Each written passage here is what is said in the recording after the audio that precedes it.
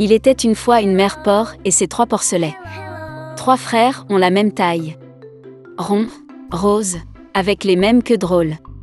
Tout l'été, les cochons jouaient dans l'herbe verte, se prélassaient au soleil, se prélassaient dans les flaques d'eau.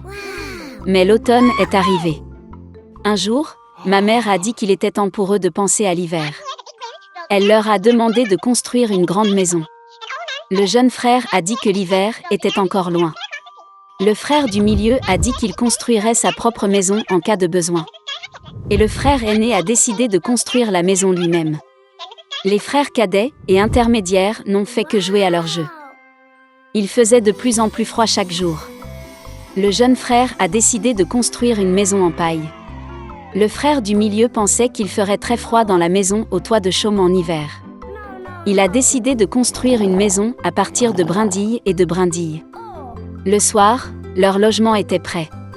Ils étaient très fiers d'eux-mêmes et ne pouvaient pas se lasser de leur bâtiment. Maintenant, ils étaient libres et pouvaient faire ce qu'ils voulaient. Ils ont décidé d'aller voir leur frère aîné et de voir quel genre de maison il s'était construit. Le frère aîné était occupé à construire. Il a appliqué des pierres, malaxé de l'argile et s'est lentement construit une maison fiable et durable. Les jeunes frères ont trouvé leur frère aîné au travail. Ils étaient très surpris du genre de forteresse qu'il construisait. Le frère aîné a continué calmement à travailler. Les frères cadets et intermédiaires ont commencé à plaisanter et à rire de sa maison.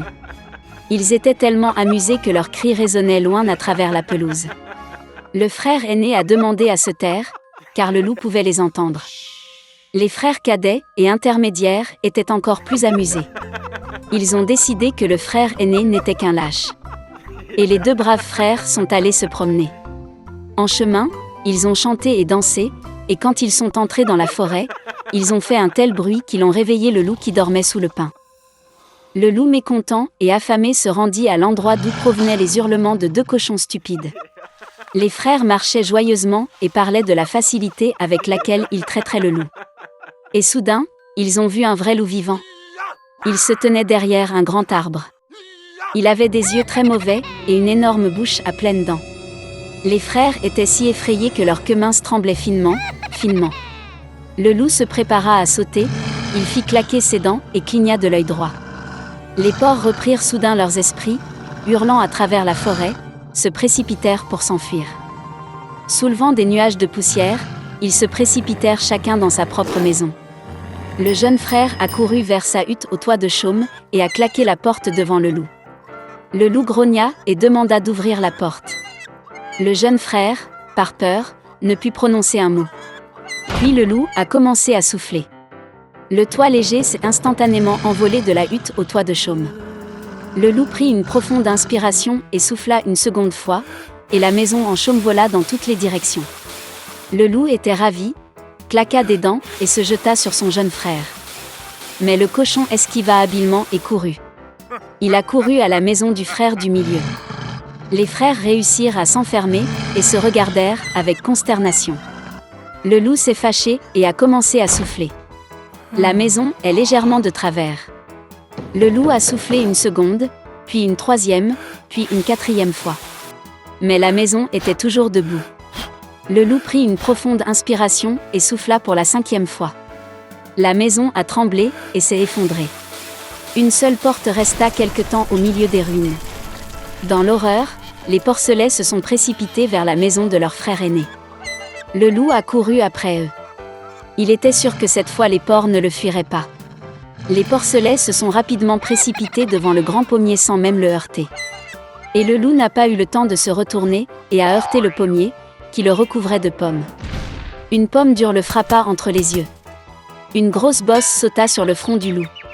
À ce moment-là, les frères cadets et intermédiaires ont réussi à pénétrer dans la maison du frère aîné et à verrouiller la porte. Le loup courut vers la porte, grogna et demanda d'ouvrir la porte.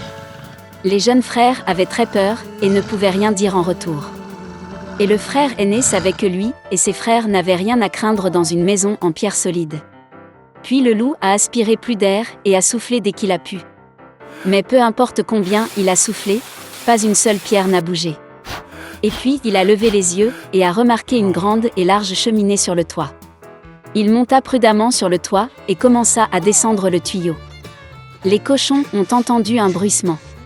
Le frère aîné a immédiatement deviné quel était le problème. Il se précipita rapidement vers le chaudron, dans lequel l'eau bouillait, et en arracha le couvercle. Le loup descendit la pipe et tomba directement dans le chaudron. Ses yeux s'agrandirent sur son front. Le loup échaudé s'envola avec un rugissement sauvage et se précipita dans la forêt. Et les 3 petits cochons se sont occupés de lui et étaient heureux d'avoir si habilement enseigné une leçon aux méchants voleurs. Dès lors, les frères et leur mère ont commencé à vivre ensemble, sous un même toit. N'étant pas resté une semaine à la maison, Lemuel Gulliver repart pour un autre voyage sur le bateau Goudo. Mais après quelques jours, le navire a été rattrapé par les pirates. Ils ont détourné le navire et ligoté tout l'équipage. Gulliver a essayé de s'échapper, alors comme punition, les pirates l'ont laissé tomber dans un bateau à la volonté des vagues et des vents. Pendant longtemps, Gulliver a fait le tour de l'océan ouvert jusqu'à ce qu'il remarque une terre à l'horizon. Il a nagé jusqu'au rivage et a commencé à arpenter la terre. Soudain, une énorme ombre couvrit le soleil. Levant la tête, le Gulliver étonné vit une grande île planer dans le ciel. Épuisé par la faim et la soif, Gulliver se mit à crier, agitant son chapeau, espérant que les habitants de l'île le remarqueraient. Puis les indigènes ont eu pitié de Gulliver et ont abaissé les escaliers pour qu'il puisse gravir l'île.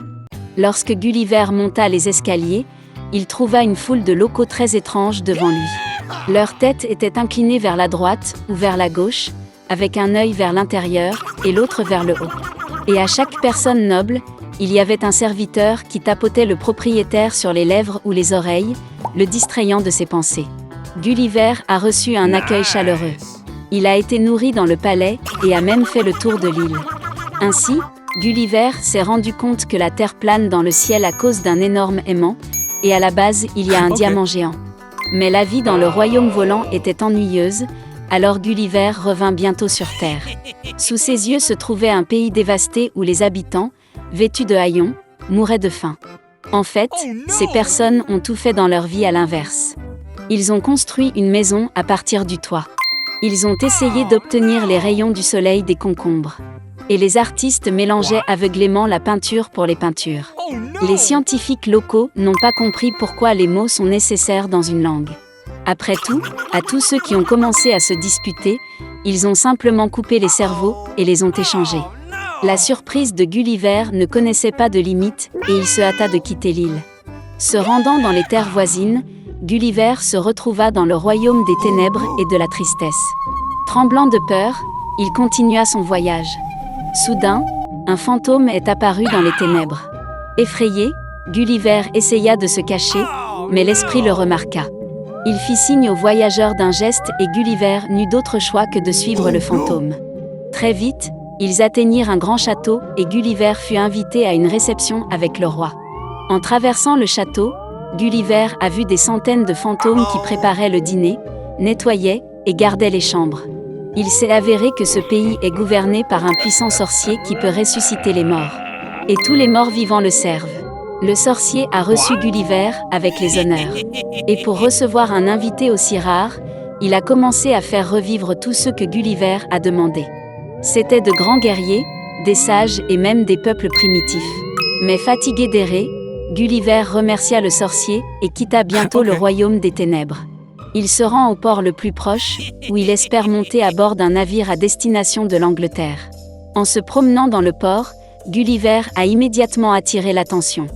Un étranger dans de tels endroits était une rareté, et par conséquent Gulliver a été pris pour un espion, saisi et emmené de toute urgence chez le dirigeant local. L'étranger a été immédiatement reconnu coupable. Et comme punition, Gulliver a dû ramper à travers la salle du trône sur le ventre, léchant le sol sur son passage. C'était la coutume. À la fin, Gulliver s'inclina devant le monarque cette fois, se cognant la tête sur le sol. Puis le gouverneur regarda pensivement Gulliver, puis lui pardonna. Gulliver, miraculeusement libéré, a couru hors du château et s'est rendu au port le plus proche, où il est monté à bord d'un navire anglais. Je dois dire que Gulliver n'est jamais revenu sur ses parties.